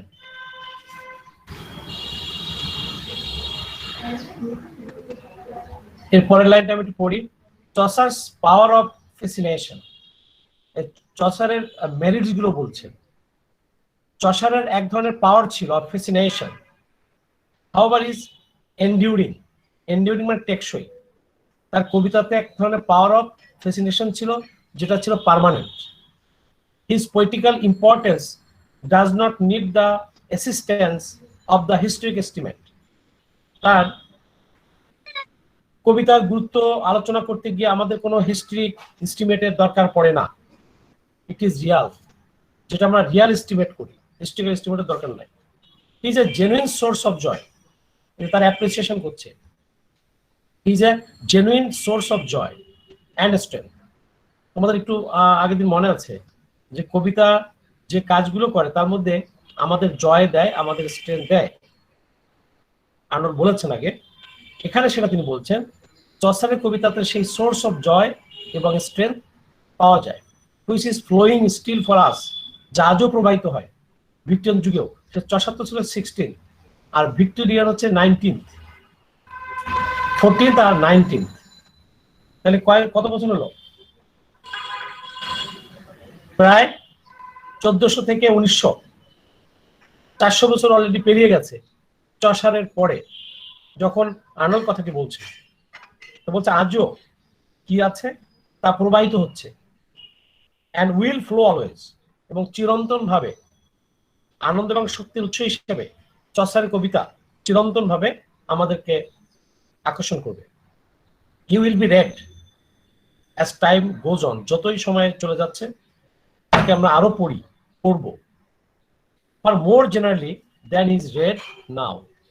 আজকে যতটা চসারকে পড়া হচ্ছে, আরো সময় যখন গড়াবে তখন আরো বেশি করে তাকে মানুষ পড়বে, জানবে। His language is a cause of difficulty for us, বলছে তার ল্যাঙ্গুয়েজটা একটু কঠিন। তোমরা ওখানে বানান টান দেখবে, তোমরা যখন চসারের টেক্সট পড়বে, যেমন তোমরা পড়বে নামস প্রিস্টস টেল পড়বে, prologue to the Canterbury Tales তোমাদের সিলেবাসে থাকবে, তখন দেখবে ওর ল্যাঙ্গুয়েজ গুলো, ওয়ার্ড গুলো আর্কাইভ, ডিফিকাল্ট, সেটা বলেছে এখানে। But so also, and I think in quite as great a degree, is the language of Burns. কেউ কেউ বলে চসারের ল্যাঙ্গুয়েজটা একটু ডিফিকাল্ট ছিল।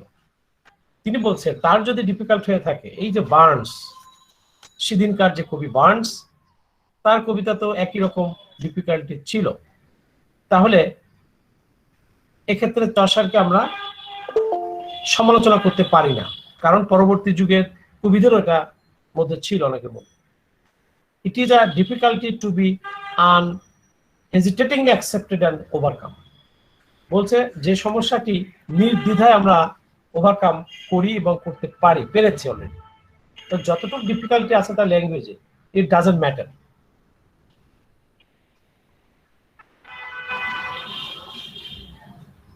আরো কি বলেছে আমরা দেখো। We shall find that his superiority, মানে চসারের superiority is both in the substance of his poetry and the style of his poetry. তাহলে কবিতাটির কয়টা দিক আমরা দেখি সাধারণত। ওই যে কবিতার মধ্যে হাই সিরিয়াসনেস থাকবে, বিউটি থাকবে, ট্রুথ থাকবে কবিতার মধ্যে। কবিতার কিসের মধ্যে থাকবে? Sir manner and styling. Sir both style, content and style. হ্যাঁ, সাবস্টেন্স। হ্যাঁ, ম্যাথু আর্নল্ড ইউজ করেছে, আমি কন্টেন্ট বলেছি, সাবজেক্ট ম্যাটার বলেছি, আর ম্যাথু আর্নল্ড সেইটাকে কি টার্ম ইউজ করেছেন? Matter and substance. Matter and substance মানে কি? Sir theme and content. Good. তিনি ম্যাটার বা সাবস্ট্যান্স, সাবস্ট্যান্স মানে তো সার, সারবত্তা, সারাংশ, মূল মূল জিনিস। ম্যাটার মানে সাবজেক্ট ম্যাটার মানে থিম। সাবস্ট্যান্স এবং ম্যাটার বলতে আর্নল্ড বলেছে কবিতার মধ্যে যে থিম থাকে, যে সাবজেক্ট ম্যাটার থাকে, যে কন্টেন্ট থাকে সেটি। আর আরেকটা টার্ম ইউজ করেছেন, তাহলে তিনি বলেছেন এই সাবস্ট্যান্স এবং ম্যাটারের মধ্যে হায়ার ট্রুথ থাকবে, হায়ার বিউটি থাকতে হবে। আর দ্বিতীয় আরেকটা বলেছেন ম্যানার অ্যান্ড স্টাইল। ম্যানার এবং স্টাইল বলতে কি বুঝায়? স্টাইল বা ম্যানার বলতে কবি কোন ধরনের ল্যাঙ্গুয়েজ বা ডিকশন ইউজ করেছেন, তারপরে সেখানে কোন ধরনের রাইম, রিদম, মিটার তিনি ইউজ করেছেন, কি স্ট্যান্ডার ফর্মটা তিনি ইউজ করেছেন, অর্থাৎ বাইরের অবয়ব।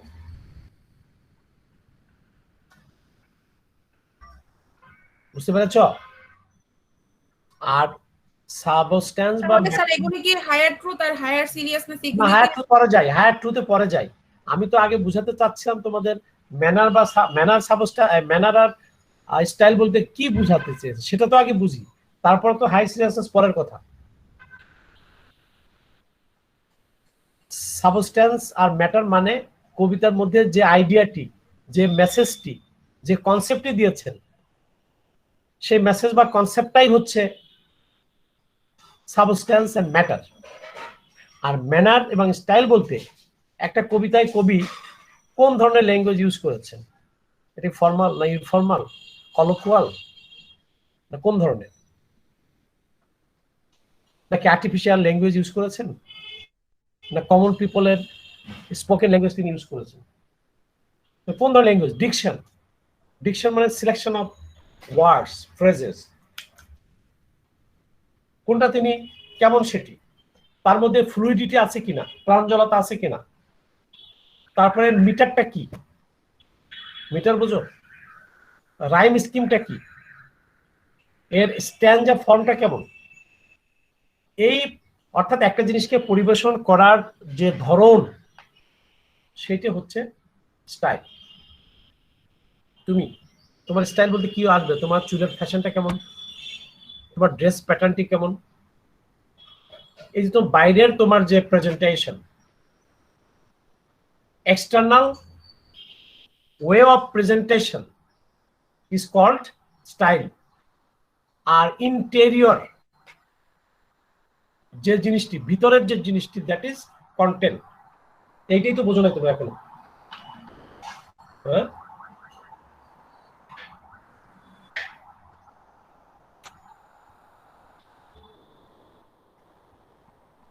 এখন এই দুটো জিনিস গুরুত্বপূর্ণ বলেছে, এবং এই দুটো জিনিসের মধ্যে কি থাকতে হবে?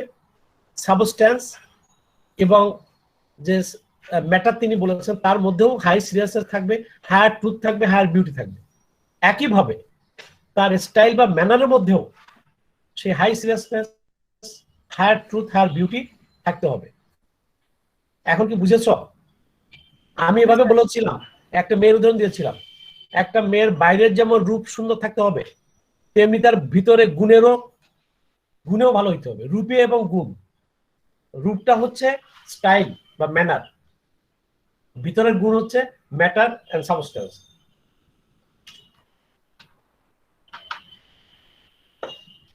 এখন বুঝছো?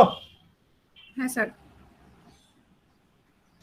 এখন এইখানে বলেছে চসারের পোয়েট্রিতে, এই লাইনটা আমি বলেছিলাম যে we shall find that his superiority is both in the substance of his poetry, এই সাবস্ট্যান্স মানে কি? বিষয়বস্তু, and in the style of his poetry।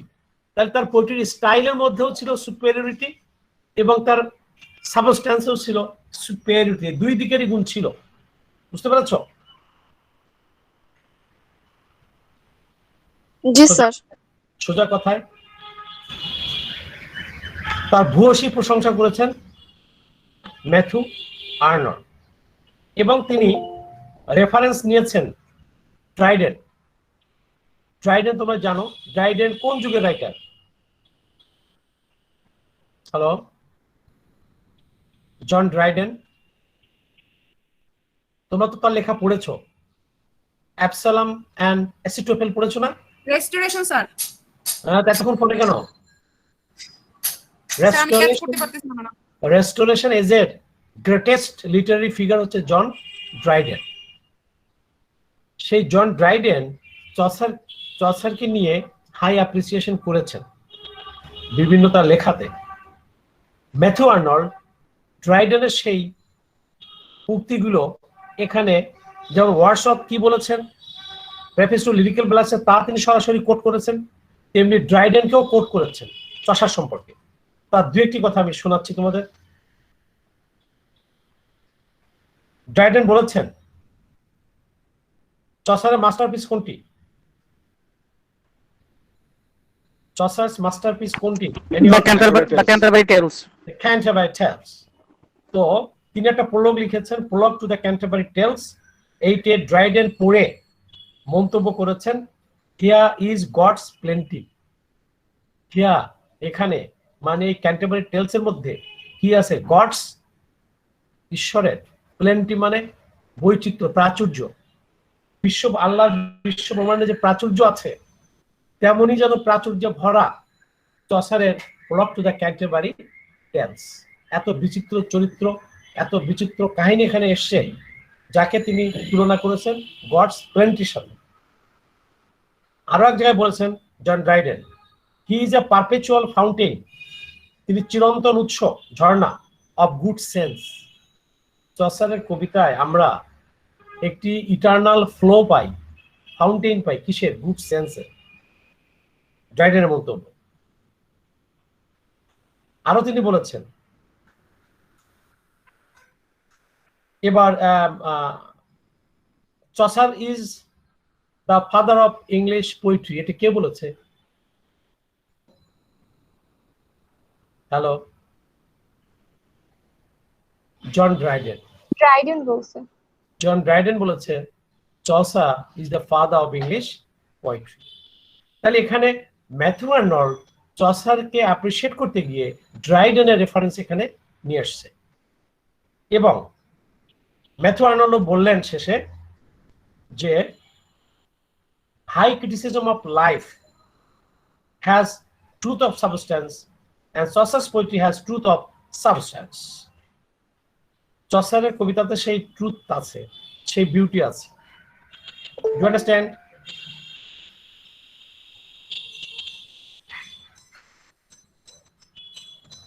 তো আরেকটি কথা বলেছেন, Chaucer is the refinement, first refinement of our numbers. Numbers মানে কবিতা। আমাদের কবিতার প্রথম রিফাইনমেন্ট নিয়ে এসে কে? Chaucer. Chaucer is the father of our splendid English poetry, ড্রাইডেনের বক্তব্য।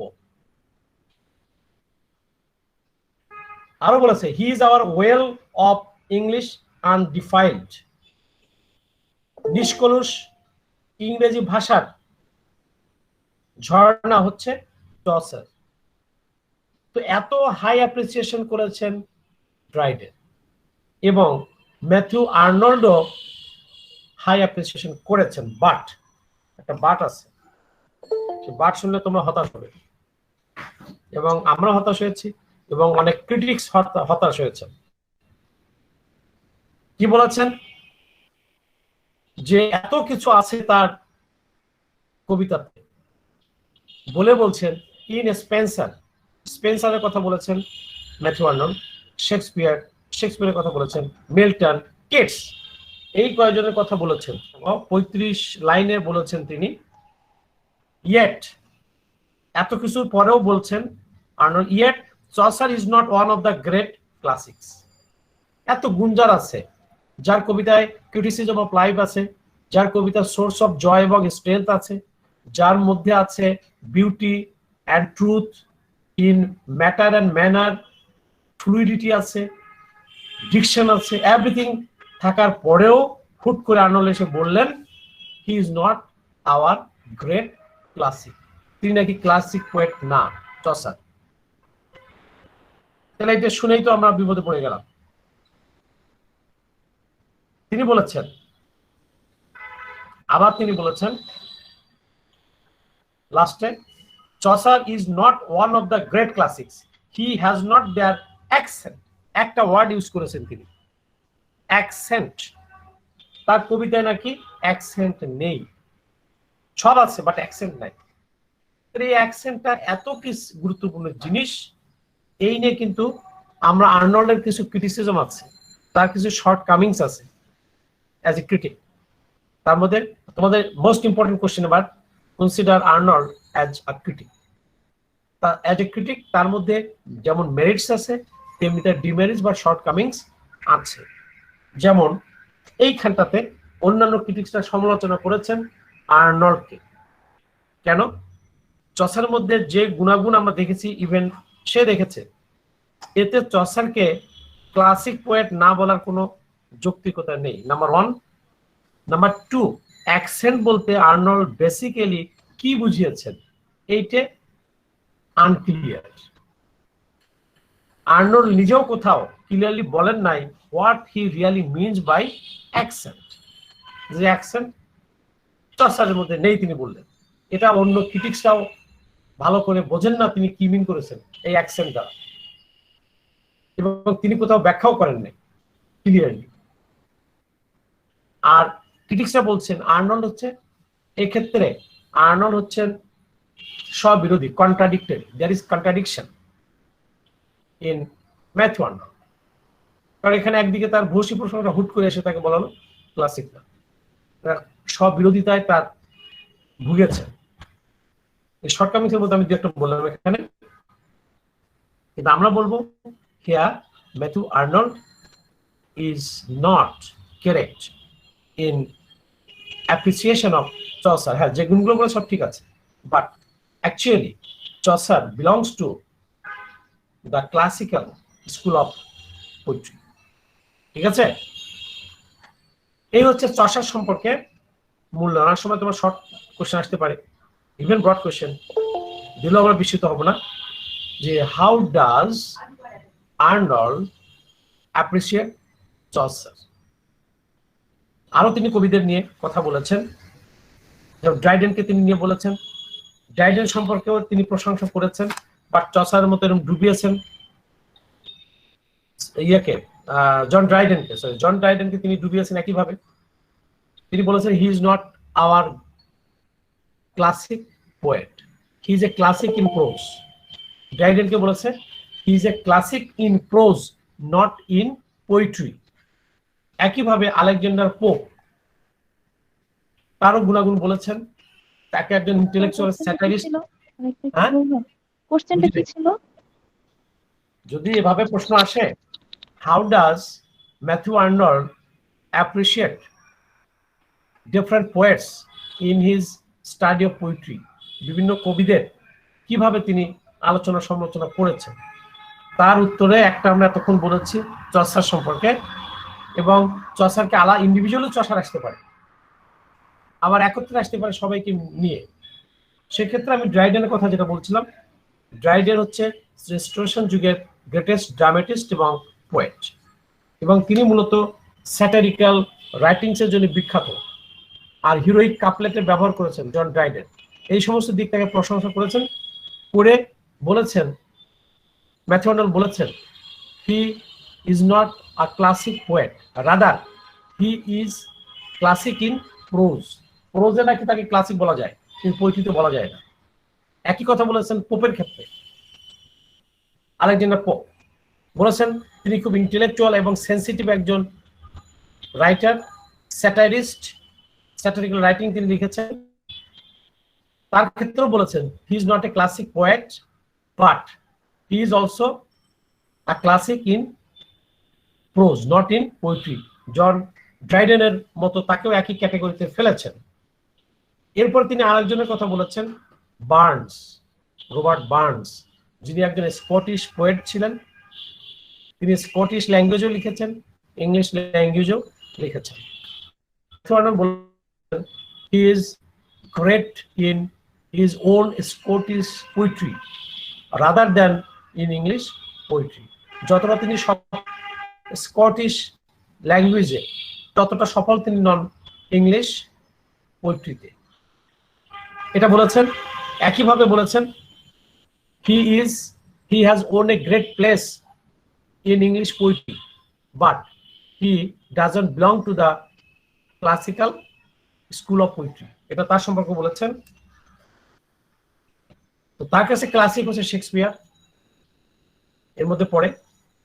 তারপরে কিটসেনও তিনি প্রশংসা করেছেন, শেক্সপিয়ারে করেছেন, স্পেন্সারে করেছেন, মিল্টনকেও তিনি ক্লাসিক বলেছেন, বাট চসারকে বলেন নাই, রবার্ট বার্নসকে বলেন নাই, ড্রাইডেনকে বলেন নাই, পোপকে বলেন নাই। কিন্তু আর একজন ব্যক্তিকে বলেছেন, তোমরা পড়েছো তার কবিতা, টমাস গ্রে। তো টমাস গ্রে তার ভূয়সী প্রশংসাও করেছেন। তো তার তিনি যে লিখেছেন সেই লেখাতে বলেছেন তার কোয়ালিটির দিক থেকে তিনি একজন গ্রেট ক্লাসিক পোয়েট। দেখো কোথায় চসার আর কোথায় টমাস গ্রে। টমাস গ্রেকে তিনি ক্লাসিক হিসেবে ঘোষণা করলেন, বাট চসারকে করলেন না। তো এই হচ্ছে বিভিন্ন জনের অ্যাপ্রিসিয়েশন করেছেন ম্যাথু আর্নল্ড, যাদের নাম আমি তোমাদের উল্লেখ করলাম। সো এই হচ্ছে আমাদের মোটামুটি in short the study of poetry. আর আমরা বলেছি যে কনসিডার করো তাকে একজন ক্রিটিক হিসেবে মোস্ট ইম্পর্টেন্ট। এখানে তোমাদের একটা প্রশ্ন, তো এখানে অনেকে ম্যাথু আর্নল্ডকে হাইলি অ্যাপ্রিসিয়েট করেছেন অ্যাজ এ ক্রিটিক হিসাবে। Matthew Arnold he is a Victorian literary critic, তার গুণের অসংখ্য গুণ আছে এবং তিনি কিছু নতুন কথা আমাদের দিয়েছেন যা ইতিপূর্বে আমাদের ততটা আসেনি।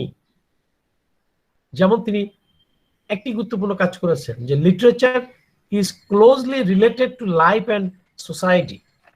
এই কথাটি লিটারেচারকে সমাজের সাথে, আমাদের লাইফের সাথে তিনি রিলেশন ইনসেপারেবল হিসেবে যে উপস্থাপন করেছেন, এমনটি করে হিজ ফার্স্ট এদিক থেকে অনেকে বলেছে। কারণ তিনি বলেছেন কি, poetry is the criticism of life. এই কথাটি খুবই গুরুত্বপূর্ণ। আর আরেকটা জিনিস তিনি দেখিয়েছেন যে পিপল আর কনসোল্ড, পাঠকরা তার কবিতা পড়ে কনসোল্ড হবে, হিল্ড মানে আরোগ্য লাভ করবে, কল্যাণকর কিছু পাবে, and changed by reading literature. People are কি হবে? People are readers are consoled, cured and changed by reading poetry or literature. So এই কথাটাও আর্নল্ড সুন্দর করে বলেছেন, যা এতটা করে বলেননি আর কেউ। এবং কেউ কেউ বলছেন যে আপনার অ্যারিস্টটলের পরে যারা এসছে, he was only a stern and grave critic. অ্যারিস্টটলের পরে আর এরকম স্টার্ন এবং গ্রেভ ক্রিটিক কম এসছে, who put down certain ideologies of criticism, এবং তিনি কিভাবে ক্রিটিসিজম করতে হবে তার আইডিওলজিটা তিনি এখানে স্থাপিত করেছেন, and educated others how to criticize. তিনি ক্রিটিক্সদের শিখিয়েছেন। তাই দ্য স্টাডি অফ পোয়েট্রির মাধ্যমে ক্রিটিক্সদেরও তিনি শিখিয়েছেন হাউ টু ক্রিটিসাইজ। বুঝতে পেরেছো? সো এটা তার গুণের দিক। আরেকটা বলবে যে as A critic he is a classicist. তিনি একজন ক্লাসিক্যাল ক্রিটিক হিসেবে আমরা তাকে দেখি।